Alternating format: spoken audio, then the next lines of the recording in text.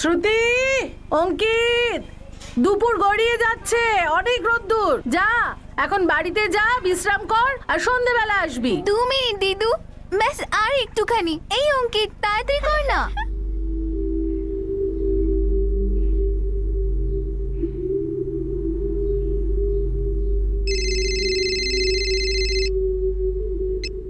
Hello, হ্যাঁ হ্যাঁ আমি রেডি আছি, এই তো পৌঁছে যাব। দিদি, আমার 3টে না 4টে পয়সা আছে। চুপ, 3টেই তোর। ওই 5টা তো আমার আগে থেকেই ছিল। আমি তো তোকে ওটা শুধু ধরার জন্য দিয়েছিলাম। ওটা তো আমার ছিল, ওটা আমি জিতেছিলাম। না না, আমি জিতেছিলাম। আমার আমার আমার আমার আমার আমার ওটা আমার আমার। দিদা দিদা দিদা দিদা দিদা দিদা দিদা দিদা দিদা দিদা। হে ভগবান, সবাইকে সুখী রেখো। আরে অর্পিতা, রবিবার দুপুরবেলা আবার চললি কোথায়? মা, কিছু কাজ আছে আমার, সন্ধে অবধি ফিরে যাব। বুঝলাম, কিন্তু কোথায় যাচ্ছি সেটুকু অন্তত বলবি তো। মা বলছি তো কাজ আছে, সন্ধ্যের আগে ফিরে আসবো, এত প্রশ্ন কেন? দিদা, মা পড়ে গেছে, অনেক রক্ত বেরোচ্ছে আর কথাও বলছে না। কি বলছিস রে বাবা? আরে কি হয়েছে, ভালো করে বল। মাসি, আমার মনে হয় মরে গেছে। হ্যাঁ?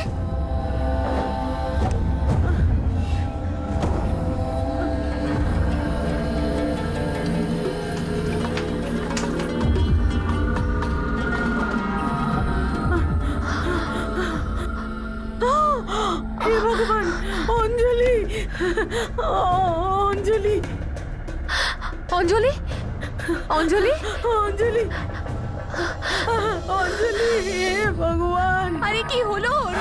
আরে এরা এত চেঁচামেচি করছে কেন? অঞ্জলি, ওগো শোনো, এটা সরস্বতী কাকিমার অর্পিতার আওয়াজ না? কি হলো, কেন চেঁচাচ্ছে? এই অঞ্জলির আবার হঠাৎ করে কি হলো? শোনো না, আমি কি একবার যাব? না না, তুই এখানে দাঁড়া, আমি দেখছি। অঞ্জলি তো আর নেই। আরে কিছুই তো বুঝতে পারছি না ওর কি হয়েছে। অঞ্জলি,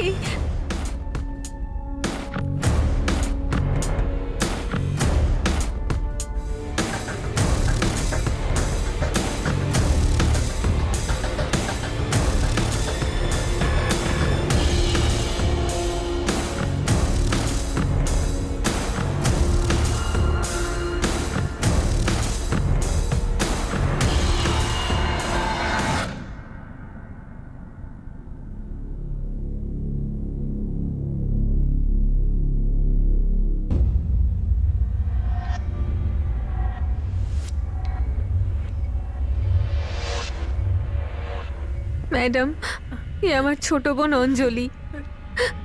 আমরা একসাথে বাড়িতে খাবার খেলাম, তারপরও এখানে চলে এলো কারণ ও জামা কাপড় পরিষ্কার করার ছিল।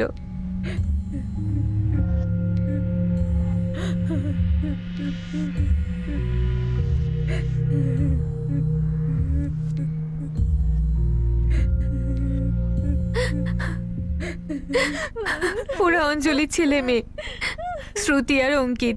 ওরা আমাদের ওখানে খেলছিল, তারপর এখানে এলো আর 5 মিনিটের মধ্যে চিৎকার করতে করতে দৌড়িয়েছে, দিদা দিদা মা মরে গেছে। এখানে এসে দেখলাম তো অঞ্জলি আর নেই। না স্যার, কোনো শব্দই শুনতে পাইনি, একদম নয়। তুমি তো শুনেছি এখানেই কোথায় থাকো। হ্যাঁ স্যার, আমি ট্যাক্সি চালাই আর রবিবার আধা দিন, তাই আমি বাড়ি ফিরে এসে বিশ্রাম করছিলাম, কিন্তু আমি অঞ্জলির কোনো চিৎকারের আওয়াজ শুনতে পাইনি। সাহেব, আমিও পাশেই থাকি, কিন্তু অঞ্জলি বৌদির তো কোনো চিৎকারই শুনতে পাইনি, কিচ্ছু না। আর স্যার, আমাদের এখানে না, যদিও বা কেউ উঁচু গলায় বাড়িতে কথা বলে, তাহলে সারা পাড়া জানতে পেরে যায়। বাড়িতে কোনো ফোর্স এন্ট্রি তো মনে হচ্ছে না স্যার। দরজা দিয়ে অনেকটাই ভিতরে এসেছিল খুনি। চেনা পরিচিত কেউ হবে বলে মনে হচ্ছে। স্যার, কোথাও অস্ত্র দেখতে পাচ্ছি না, খুনি হয়তো সঙ্গে নিয়ে গিয়েছে। আর এই পাড়ায় কেউ একটা আওয়াজও শোনেনি, আর না কাউকে পালাতে দেখেছে। সাইডে উঠুন। মা!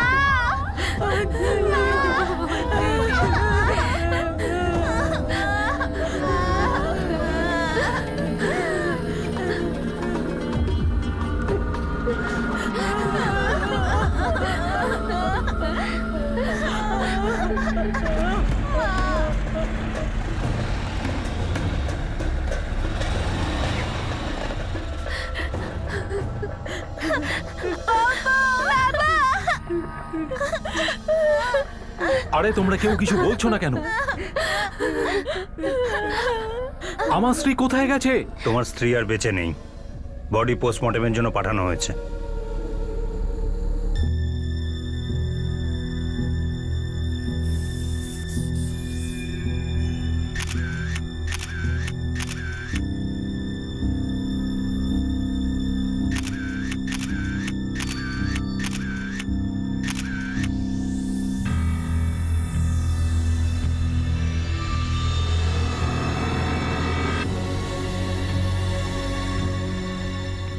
শোনো সুরেশ, তাড়াতাড়ি ফটোগ্রাফারকে ডাকো। এটা গুরুত্বপূর্ণ সূত্র হতে পারে ইনভেস্টিগেশনের জন্য।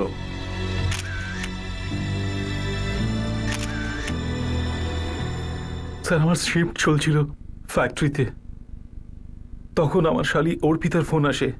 ও আমাকে বলে যে তুমি তাড়াতাড়ি বাড়ি এসো, অঞ্জলির কিছু হয়েছে। তখন আমাকে ফোনে ও কিছুই বলেনি। অঞ্জলি তো তোমার ফ্যাক্টরিটা কোথায়? এই ভিভান্ডিতেই, হাইওয়ের কাছেই। উমেশ, আমার মনে হচ্ছে খুনি কেউ চেনাশোনার মধ্যে। অর্থাৎ অঞ্জলি জীবিত ছিল? ও কিছু বলেছে আপনাদের? আমরা শুধু অনুমান করছি। বাড়িতে ফোর্সফুলি ঢোকার কোনো রকম কোনো চিহ্ন নেই। যখন তোমার বাচ্চারা আর তারপর তোমার শালী অর্পিতা এবং তোমার শাশুড়ি যখন ওখানে পৌঁছায়, তখন কি দরজা খোলা ছিল? তোমার প্রতিবেশীরাও বলছিল কাউকে ঢুকতেও দেখেনি এবং কাউকে বেরোতেও দেখেনি। কিন্তু স্যার, কেউ কেন আমার স্ত্রীকে মারতে যাবে?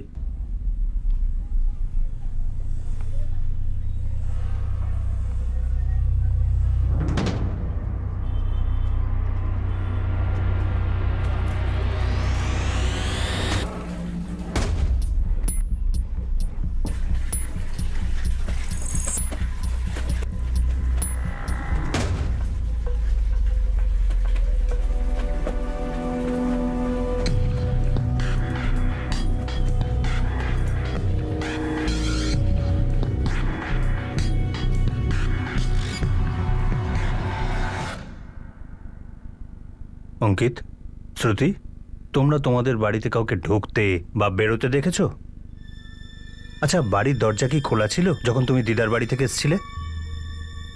আমার আমার আমার আমার আচ্ছা, একটা কথা বলো, তুমি বাড়ির ভিতরে গেলে, তুমি দেখলে তোমার মা মেঝেতে পড়ে আছে আর আশেপাশে প্রচুর রক্ত। তুমি কাউকে জানলা দিয়ে বা দরজা দিয়ে কাউকে পালাতে দেখেছো?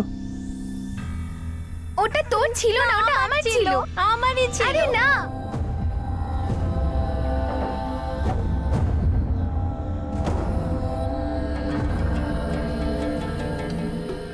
মা মা মা মা মা ওঠো না, মা ওঠো না, মা ওঠো না। অঞ্জলি, দুজন বাচ্চা, তুমি আর তোমার মা সবাই একসাথে খেলে।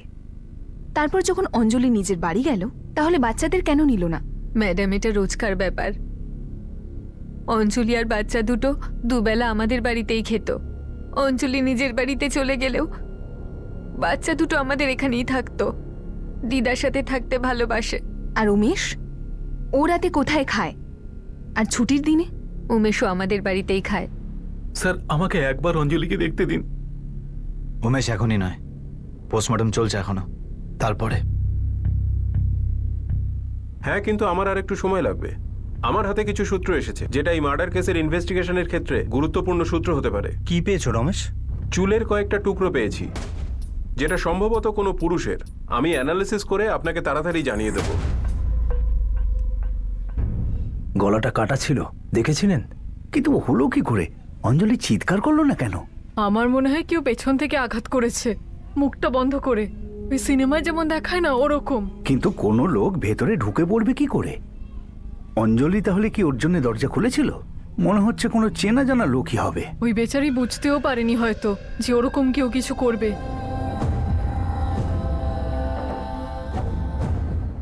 আচ্ছা, ওর মা বলছিল যে উমেশ তো ফ্যাক্টরিতে ছিল ফুল টাইম।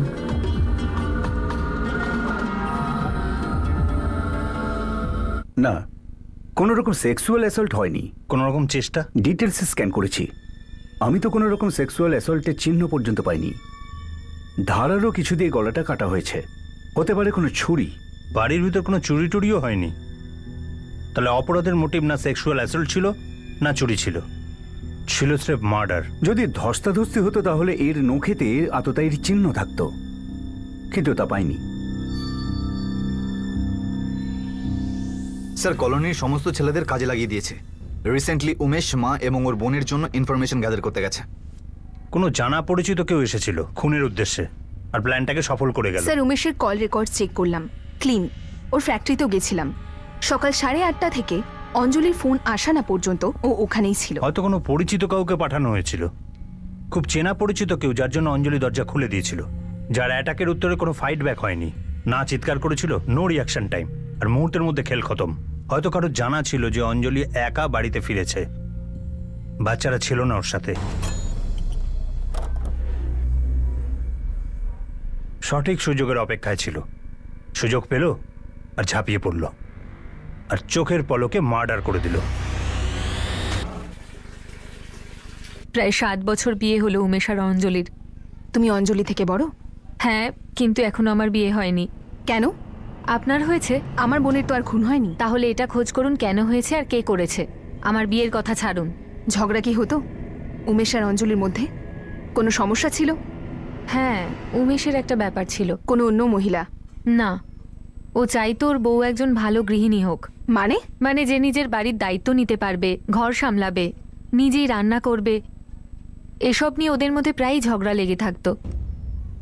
আমার সানডেতে ছুটি ছিল, আর আমার বান্ধবী নম্রতা, ওরও ছুটি ছিল। ও বাড়ি ফিরে এসেছিল, আমরা টিভি দেখছিলাম। প্রোগ্রাম তো মনে নেই তোমার তাহলে? আর তুমি? স্যার, আমি স্নান করছিলাম।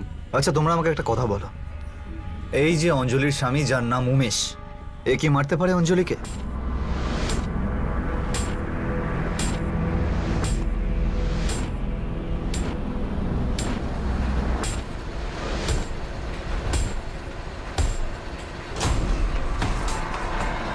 ছোটখাটো ঝগড়া তো লেগেই থাকতো স্যার, এরকম তো সবারই হয়। উমেশ অঞ্জলি বাড়িতে নাকি রান্না বান্না করতো না, ব্যাপারটা তোমার ভালো লাগতো না? হ্যাঁ স্যার, এটা ভালো লাগতো না। নিজের বাড়ি আছে, ইনকাম ভালো আছে, তাহলে ওখানে খাওয়ার কি দরকার আছে? না রে অঙ্কিত, কেন কাঁদছিস? দোলনায় দুলিসনি তো কি হয়েছে? আমি তোকে পরে দোলাবো, ঠিক আছে? কাঁদিস না। আর আমি তোকে চকলেটও দেবো। আরে, তুমি বাড়িতেই ছিল, তাহলে খেতে এলে না কেন? আমার বাড়ির খাবারই ভাল লাগে, নিজের বাড়ির খাবার। আরে, বোঝা বোঝা কি বলছো তুমি? আর মুদিখানা ঠানা তো আমিই কিনে দিই, তাই না? তো নিজে রান্না করো না কেন নিজের বাড়িতেই? এরকম কেন বলছো তুমি? একেতে তো তোমার কাছে একটুও সময় নেই, আর অঙ্কিত হওয়ার পর থেকে আমার কাজটাও চলে গেল। অর্থাৎ তুমি রান্না করতে পারবে না? আরে, বানাই তো আমি, কিন্তু মায়ের বাড়িতে একটু মায়ের হেল্প করি। আর রান্নাটা ওখানে হোক বা এখানে, তাতে কি এসে যায়? কিন্তু মায়ের বাড়ি তো একটা গলি পড়েই, তাই না? হতে পারে, কিন্তু আমি ঘর জামাই নই। আর ব্যাপারটা শুধু খাওয়া দাওয়ার নয়। আচ্ছা, তাহলে তোমার মনে হচ্ছে মা আমাদের জীবনে নাক গলায়। একটু বেশি করছে। আজকে বলছে খেতে, কালকে বলবে শুতে। যা কিছু, এমনটা কিন্তু নয়। হ্যাঁ, এরকমই কিছু অঞ্জলি। বাচ্চাটা তো ওখানেই মানুষ হয়, তাহলে আমাদের রইলটা কি? ব্যাস, এইসব কথাবার্তা নিয়েই অনেক সময় ঝগড়া লেগে যেত। কিন্তু স্যার, আপনি এই ঝগড়ার ব্যাপারে কেন জিজ্ঞাসা করছেন? আপনি আমাকে সন্দেহ করছেন না তো? একদম করছে। কি বাজে কথা বলছেন স্যার? উমেশ অঞ্জলি চেঁচায়নি কেন?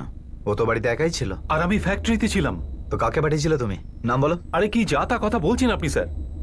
আমার আর অঞ্জলি শুধুমাত্র একটা ছোট্ট ঝগড়া ছিল। আরে এর জন্য তো কোনো পাগলও তার নিজের স্ত্রীকে হত্যা করবে না। আর স্যার, আমি অঞ্জলিকে ভালোবাসতাম, খুবই বেশি ভালোবাসতাম স্যার ওকে। স্যার, আমি উমেশের কল রেকর্ড আবার স্ক্যান করলাম।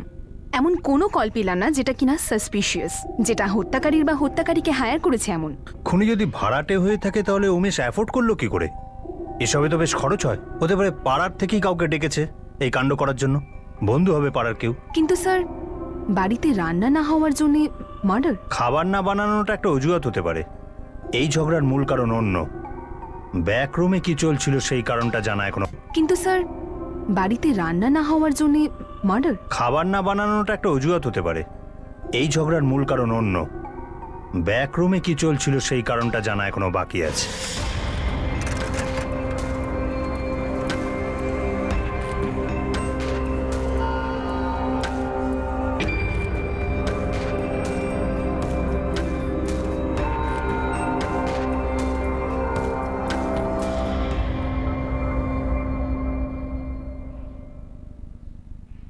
বাবা অঙ্কিত, খা। সময়টা আমাদের সবার কাছে খুব খারাপ। শ্রুতি, তুই আগে শুরু কর মা।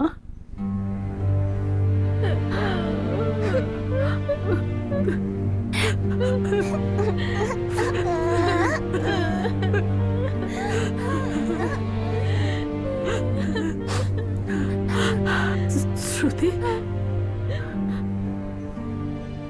বাড়ির থেকে তুই কাউকে বেরোতে দেখেছিলি নাকি?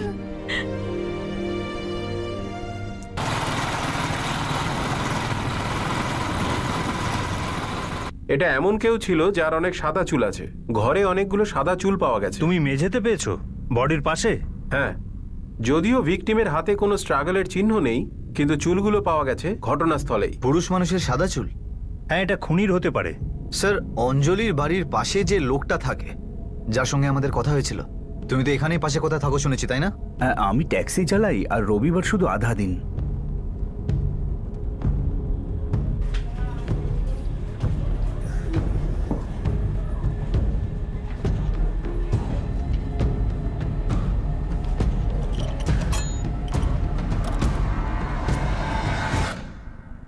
ক্রাইম সিন থেকে আমরা যে চুল পেয়েছি সেটা তোমার চুলের সাথে ম্যাচ করে যাচ্ছে ঘনশ্যাম প্রজাপতি। সেই রবিবার তুমি 1:45 বাড়ি ঢুকেছিলে। অঞ্জলিও একই সময় ঢুকেছিল। এটা কি কাকতালীয়? অঞ্জলি তোমার বাড়ির পাশেই থাকে শুনেছি, কিন্তু তাও তোমাদের দুজনের মধ্যে অন্তত একবার ফোনে তো কথা হতোই। স্যার, ও আমার মেয়ের মতো ছিল। মেয়ে যখন ছিল মারলে কেন? না না, আমি ওকে মানিনি স্যার। আমি কাজ থেকে ফিরলাম, বাড়িতে গেলাম, আমি জানি না যে অঞ্জলির এইরকম ঘটনা ঘটে গেছে। ঘনশ্যাম, তোমার সাদা চুল বডির পাশে পাওয়া গেছে। তোমার সাথে অঞ্জলির দিনে একবার অন্তত ফোনে কথা হতোই।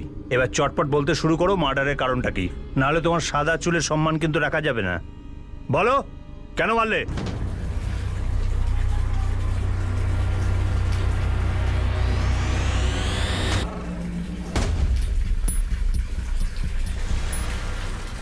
কিছু চলছিল তোমাদের মধ্যে, নাকি তুমি এমন কিছু করতে চাইছিলে যা করতেও রাজি ছিল না? একটা কথা বলো তো, অঞ্জলির স্বামী উমেশ এই কাজের জন্য তোমায় কোনো সুপারি দেয়নি তো আবার? আমি অঞ্জলিকে কেন মারবো? ও খুব ভালো মেয়ে ছিল স্যার। এই মেয়ের মতো ভালো মেয়ে এসব ড্রামা তুই বন্ধ করে দে। তোর চুল পাওয়া গেছে লাশের পাশে, কি করে? মাথা থেকে আপনা আপনি খসে লাশের পাশে গিয়ে পড়লো? আরে আমি জানি না রে, কিছু তো গন্ডগোল আছে।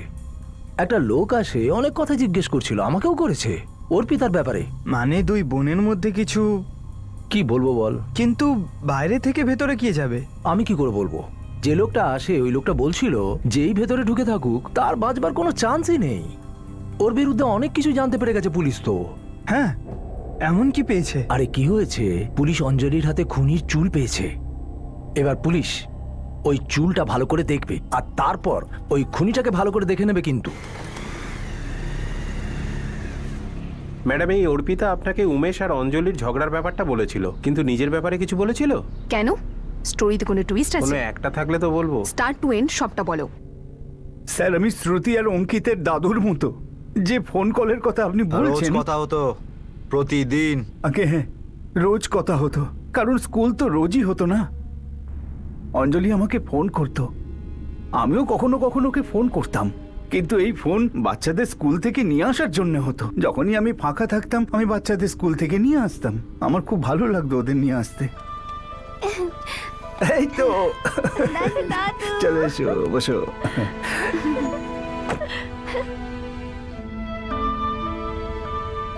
চল মেনে নিলাম যে ফোন কলটা বাচ্চাদের নিয়ে হতো, কিন্তু চুলটা কিভাবে লাশের পাশে গিয়ে পড়লো? কেউ ষড়যন্ত্র করেছিল তোর বিরুদ্ধে?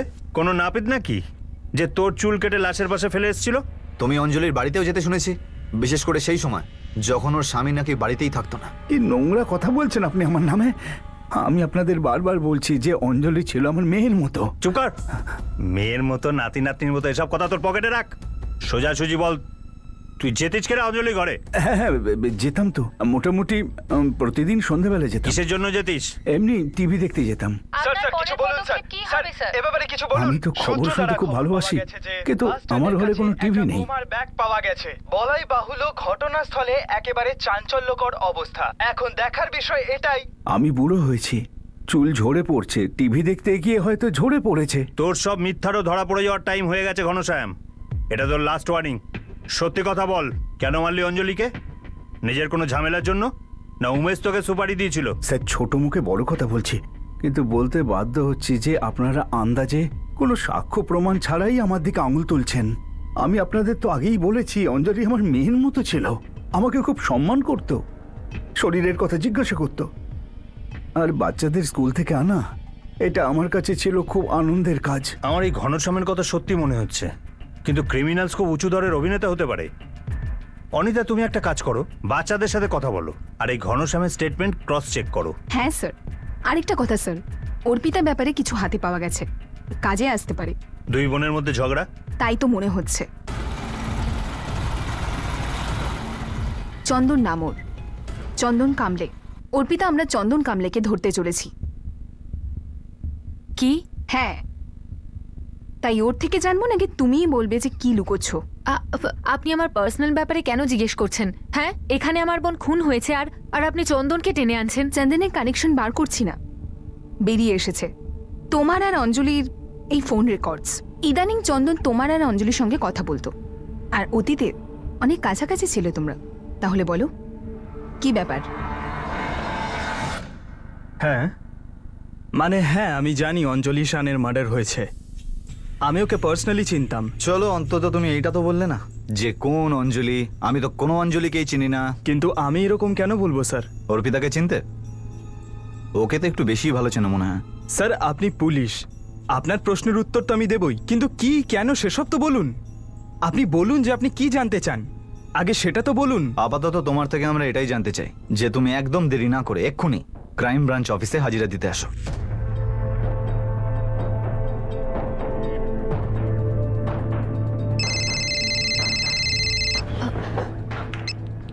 হ্যাঁ বলো। তুমি বেরোওনি এখনো? ওহো, বেরোচ্ছি, পৌঁছে যাব। তাড়াতাড়ি করো, এমনিতেই লেট হয়ে গেছে। হ্যাঁ, আমি 5 মিনিটের মধ্যেই যাচ্ছি, ঠিক আছে? 1:55 12ই ফেব্রুয়ারি 2017-তে হয়েছে এটা। আর ঠিক সেই সময় একটা গুলি বাদে কেউ অঞ্জলির গলা কেটে দেয়। ওই দিন আমার চন্দনের সাথে দেখা করার কথা, ফোনের সাথে কথাও হয়েছিল। এরপর শ্রুতি আর অঙ্কিত চিৎকার করে আমাদের বাড়িতে সব আসে। সেট করা ছিল যাতে তুমি বাড়ি থেকে বেরিয়ে যাও। আর এই অ্যাটাকটা ওই সময় অঞ্জলির উপর। ম্যাডাম, এগুলো সব আপনার মন গড়ানো গল্প। তোমার গল্পটা এতটাই ফিল্মি যে যে কেউ এটাকে মন গড়া বলবে। চলো তাহলে 7 বছরের ফ্ল্যাশব্যাকে ফিরে যাই। দুজন বোন একই গার্মেন্ট ফ্যাক্টরিতে কাজ করত। একজন ভালো অঞ্জলি, আরেকজন খারাপ অর্পিতা। খারাপ অর্পিতার অ্যাফেয়ার হয় চন্দন কামলের সঙ্গে, আর ভালো অঞ্জলি সোজা গিয়ে মা সরস্বতীকে সবটা বলে দেয়। ম্যাডাম, জাতপাতের সমস্যা ছিল চন্দন আর অর্পিতার মধ্যে, আর এই অঞ্জলি বাড়িতে আগুন লাগিয়েছিল। তখন থেকে অঞ্জলি আর অর্পিতার মধ্যে রাগারাগি চলছিল, কিন্তু রাগারাগি করে করবেই বাকি, একসঙ্গে বাড়িতেও থাকতে হতো, কাজের জায়গাতেও।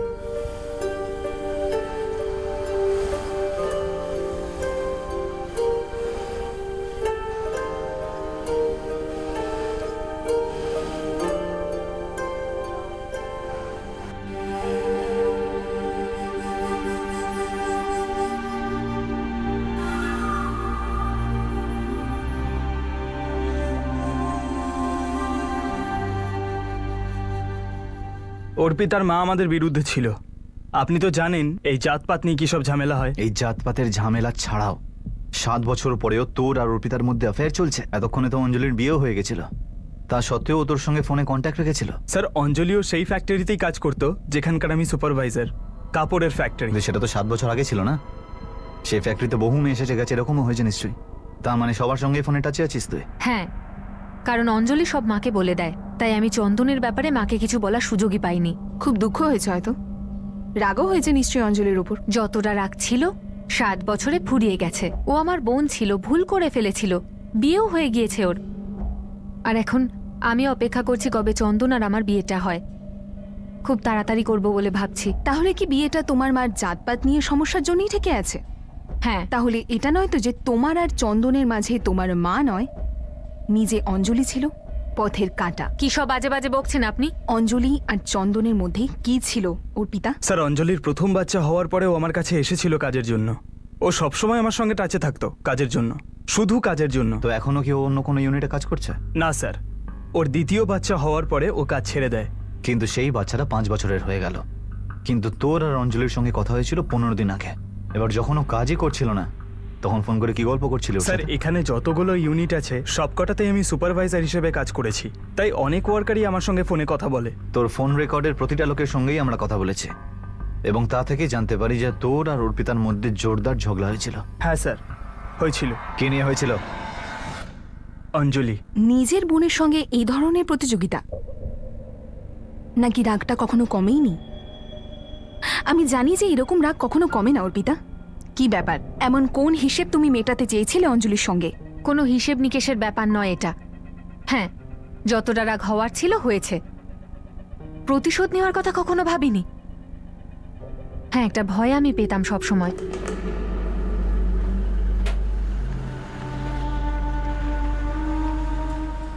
অঞ্জলিকে আবার চাকরি দেওয়ার কি দরকার ছিল চন্দন? এসব কি বলছো তুমি অর্পিতা? ও বোন হয় তোমার, সংসারের খরচার জন্য 2 টাকা কামাতে চায়, আর সবে তোর বাচ্চা হয়েছে। তাই ভগবান হয়ে তুমি দরদ দেখাতে গেলে ওর উপর। এত দরদ আসছে কেন তোমার ওর উপর? বাজে কথা বলো না, বুঝলে? চন্দন, সত্যি করে বলো আমার পিছনে তোমরা কি করছো দুজন? পাগলের মতন কথা বলো না, বুঝলে? তুমি আমার উপর সন্দেহ করছো, তার উপর আবার তোমার বোনের উপরও সন্দেহ করছো। তোমার মন এত বড় হচ্ছে কি করে অঞ্জলির জন্য? কেন এত দরদ ওর ওপর? মায়ের তো আগে থেকেই দরদ ছিল ওর ওপর। শান্ত হয়ে যাও। দেখো, আমি তোমার মাথার দিব্যি করে বলছি, আমার আর অঞ্জলির মধ্যে কিচ্ছু নেই।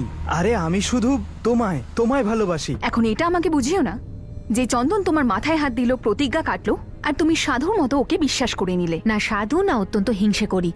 আমি আপনার মতনই একটা সাধারণ মেয়ে। হ্যাঁ, অঞ্জলির ওপর আমার খুব রাগ হয়েছিল, কারণ মাকে আমাদের ব্যাপারটাও বলে দিয়েছিল, আর চন্দন ওকে খুব সাহায্য করছিল।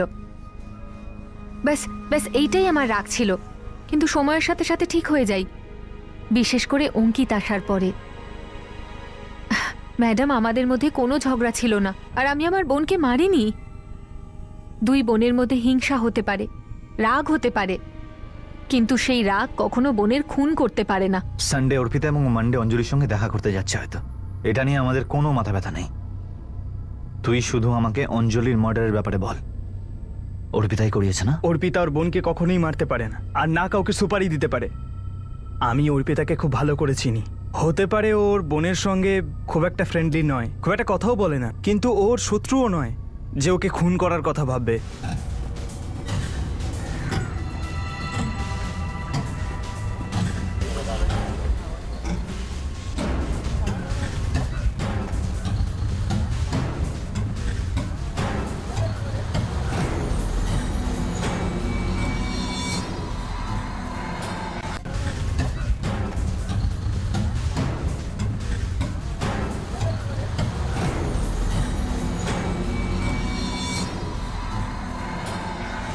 চব্বিশ ঘন্টা আমাদের রাডারের মধ্যে চাই।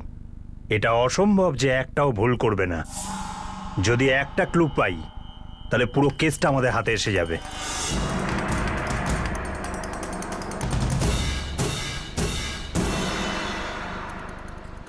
স্যার, উমেশকে আমরা কোনোভাবেই রুল আউট করতে পারছি না।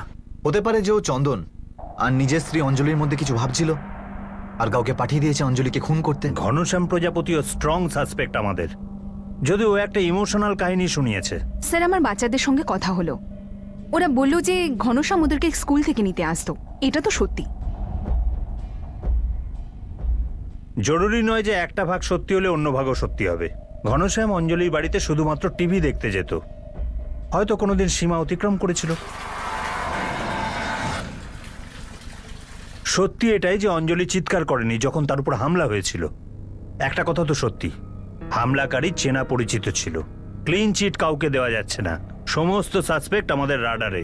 ঘনশ্যাম প্রজাপতি, অঞ্জলির স্বামী উমেশ সাহানি, তার দিদি অর্পিতা, অর্পিতার বয়ফ্রেন্ড চন্দন। সন্দেহের তীর সবার দিকে তাক করা ছিল, কিন্তু ঠিকঠাক নিশানায় কোনো তীরই সেভাবে লাগছিল না। কিন্তু তার সত্ত্বেও কেসটা ক্র্যাক হয়েছে। একটা প্রবাদ আমাদের সাহায্য করেছে, চুল দিয়ে যায় চেনা। আর তার সাথেই এমন একটা স্টেজে গিয়ে কেসটা ক্লোজ হলো যে সেই সময় সেটা আমাদের চিন্তার বাইরে ছিল।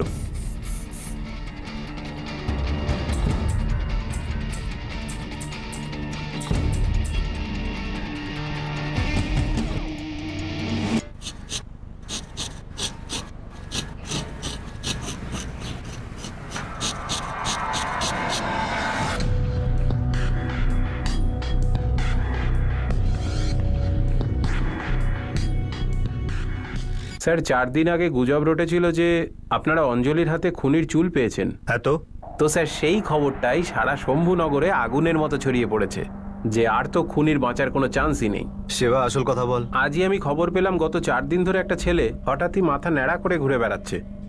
কে সেই ছেলেটা?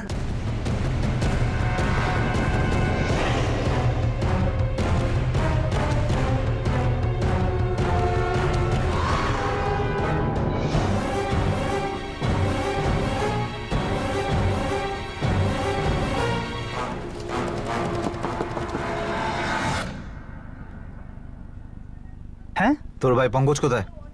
ভিতরে আছে স্যার। ডাক ওকে। পঙ্কজ। হ্যাঁ কিরে পঙ্কজ, তুই তো টাকলু হয়ে গেছিস। হ্যাঁ স্যার, ড্যান্ড্রফের প্রবলেম ছিল তাই। একদম হঠাৎ করেই হলো এই ড্যান্ড্রফের প্রবলেম? না স্যার, অনেক দিন ধরেই কোনো ট্রিটমেন্টেই কাজ হচ্ছিল না, তাই ভাবলাম একবার ন্যাড়া হয়ে যাই। বলতে পারবো না স্যার ওর কি হয়েছিল, একটু ভয় ভয় ছিল। প্রথমে বলে ছোট করে দে।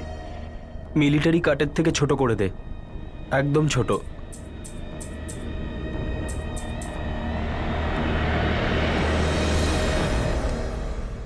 ঠিক আছে না, আরো ছোট করবো? না না, ভালো লাগলো না ভাই, এক কাজ কর, পুরো কেটে ফেল, একদম ন্যাড়া।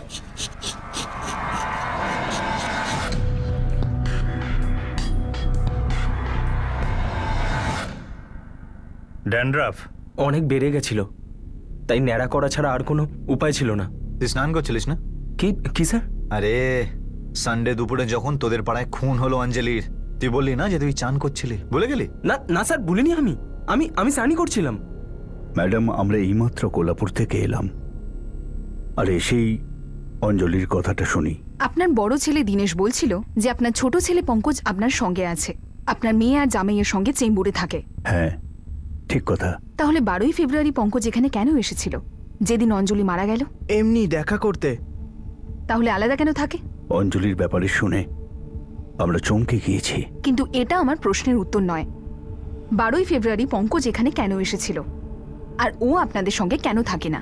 তোর দিদির সাথে কথা হয়েছে? ও তো বলছিল সেই রবিবার তুই স্নান করে সকাল সকাল বেরিয়ে গেছিলি তুই নিজের বাবা মার কাছে, এখানে এসে আবার স্নান করলি। তোর কি প্রচন্ড গরম লাগছিল, না গায়ে খুব ময়লা হয়ে গেছিল, নাকি দুটোই? একটাও নয় স্যার, আসলে ওই ড্যান্ড্রফের জন্য খুব অসুবিধা হচ্ছিল, এই জন্য শ্যাম্পু লাগিয়ে আবার স্নান করলাম। কিন্তু এখানে তো শ্যাম্পুর মতো কোনো বস্তুই পাওয়া যায় না, আর জল তো চাইলেও কেউ দেয় না এক ফোঁটা। এবার জমিয়ে ধুতে হবে একটু, ব্যাস, আর কিছুক্ষণের মধ্যে শুরু হবে। পঙ্কজ, তুই কি জানিস আমাদের দেশের আইনে না একটা বিশেষ ধারা আছে, আইপিসি 201, প্রমাণ লোপাটের চেষ্টা। যখন তুই জানতে পারলি অঞ্জলির লাশের পাশে কিছু সাদা চুল পাওয়া গেছে, তখন তোর ফেটে গেল। কেন ফাটলো? কেন তুই নিজে খুনি, আর ভয়ের চোটে তুই মাথা কামিয়ে ফেললি। আরে ভাই, তুই তো আমাদের সারা প্রমাণই লোপাট করে দিলি। স্যার, এই খুনি ওর আর অঞ্জলির মধ্যে কিছু একটা সমস্যা ছিল। এখন ওই দিন ও অঞ্জলিকে মারতে এসেছিল নাকি কোনো অন্য উদ্দেশ্যে, সেটা তো ও নিজেই বলবে। ওর স্বভাবের কারণে আমি ওকে আমার বড় মেয়ে আর জামাইয়ের কাছে পাঠিয়ে দিই চেম্বুর। ও এখানে আমাদের বদনাম করে দিচ্ছিল, আর আমরা চাইছিলাম না যে আরো বদনাম হোক। এমন কি করেছিল পঙ্কজ?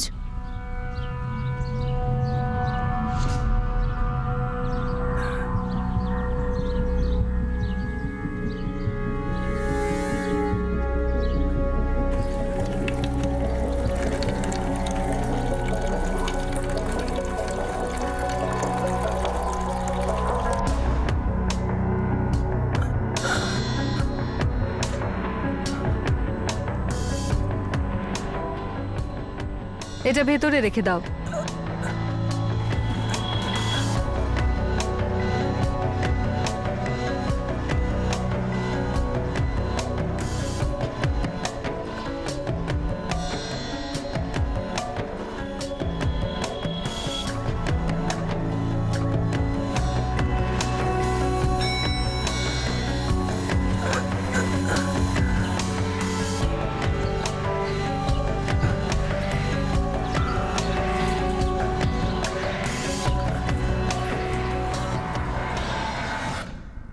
ওর প্রতি আমার ফিলিংস ছিল। কামনা, কামনা বলে ওইসব ফিলিংসকে, আর তোর আচরণ ছিল বিকৃত, কারণ তুই প্রত্যেকটা মেয়েকেই একটা কুনজর দিয়ে দেখতিস। অঞ্জলি তাদের মধ্যে একজন। সত্যি বলছি তো? পঙ্কজ একটা ডেলিভারি বয়ের কাজ শুরু করেছিল, আমরা শুনে শান্তি পেয়েছিলাম, ভেবেছিলাম এবার 2 টাকা রোজগার করবে, কিন্তু না। আর কি করে জানবো যে ও আমাদের চোখের আড়ালে কি করছে? একদিন অঞ্জলি আমাদের বাড়ি এলো ওর বিরুদ্ধে অভিযোগ নিয়ে।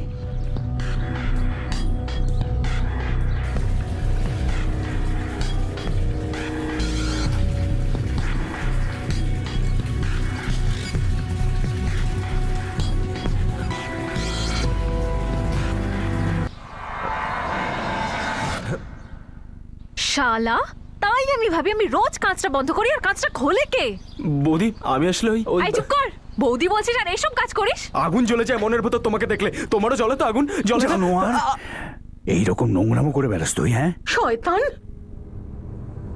দেখো মা অঞ্জলি, এই শয়তানটার পক্ষ থেকে আমি ক্ষমা চাইছি, ক্ষমা করে দাও মা। কুশলা কাকিমা, আপনি কেন লজ্জা পাচ্ছেন? এ সারা জীবন এরকমই থাকবে। যখন আমি অঙ্কিতকে কোলে নিয়ে ওকে খাওয়ানোর জন্য বা ঘুম পাড়ানোর জন্য, তখন ওকে খেলানোর বাহানায় আমার কোল থেকেও নেয়। তারপর ও হাতটা কোথায় কোথায় যায় ও ভাবে যে আমি কিচ্ছু বুঝতে পারি না। আর ওর সাহসটা একবার দেখুন, আমাকে জিজ্ঞেস করছে যে তোমারও ভালোই লাগে তাই না? জানোয়ার, বাঁদর, গোর কোথাকার! দেখো মা, ওর হয়ে আমি তোমার কাছে ক্ষমা চাইছি। এরপর এইরকম নোংরামো আরও করবে না, না তোমার সঙ্গে বা অন্য কোনো মেয়ের সাথে। এই চত্বরে এরপর থেকে তুমি আর ওকে দেখতেই পাবে না। আমি আপনাদের দুজনকে যথেষ্ট সম্মান করি, এই কারণে আমি একে ছেড়ে দিলাম। না তো উমেশকে যদি বলতাম না, তাহলে রীতিমতো মারামারি লেগে যেত। আর যদি পুলিশ স্টেশন যেতাম তো সোজা ওকে ভেতরে ঢুকিয়ে দিত। আমি আপনাদের দুজনের যথেষ্ট কথা রাখলাম, কিন্তু এখন আর না। আমাকে ক্ষমা করবেন। তখনই আমি ওকে চেম্বুরে পাঠিয়ে দিই, আমার বড় মেয়ে আর জামাইয়ের কাছে। দিনেশ, তুমি কি জানতে এসব? জানতাম, কিন্তু ওই দিন অঞ্জলি বৌদিকে খুন করতে এসেছে সেটা তো আমি স্বপ্নেও ভাবতে পারি না। না না স্যার, স্যার আমি ওই দিন ওর মার্ডার করার জন্য চেম্বুর থেকে ফিরিনি স্যার। আমি তো ওর সাথে দেখা করতে চাইছিলাম। আমার মনে হতো ও আমাকে পছন্দ করে, সেক্স করতে চায়, শুধু বলতে চায় না। ওদিন আমি দেখলাম ওর বাড়ির দরজাটা খোলা ছিল। ব্যাস, একদম হঠাৎ করে মাথাটা ঘুরে গেল।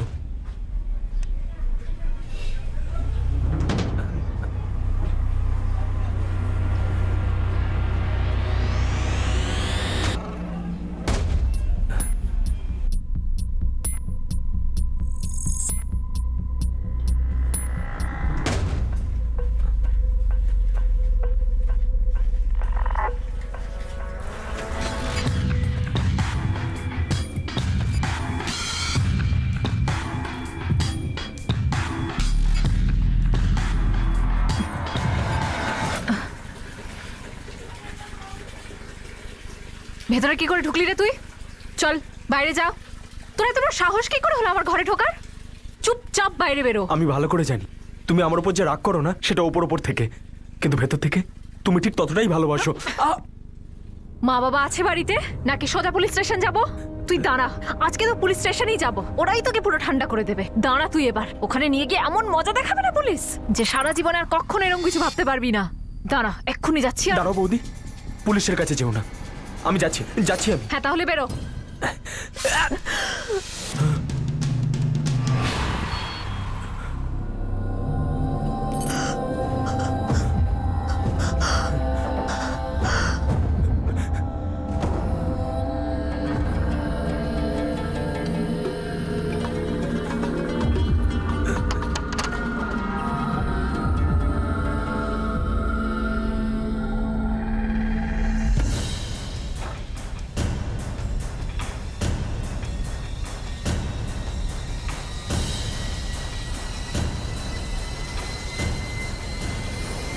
স্যার,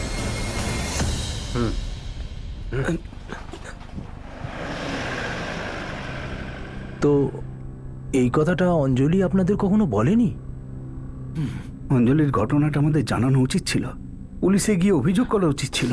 পঙ্কজের মা বাবা তো চুপ করে বসেছিল, সেই জন্যই ও এত সাহস পেয়েছিল এখানে এসে এমন কাণ্ড ঘটাতে।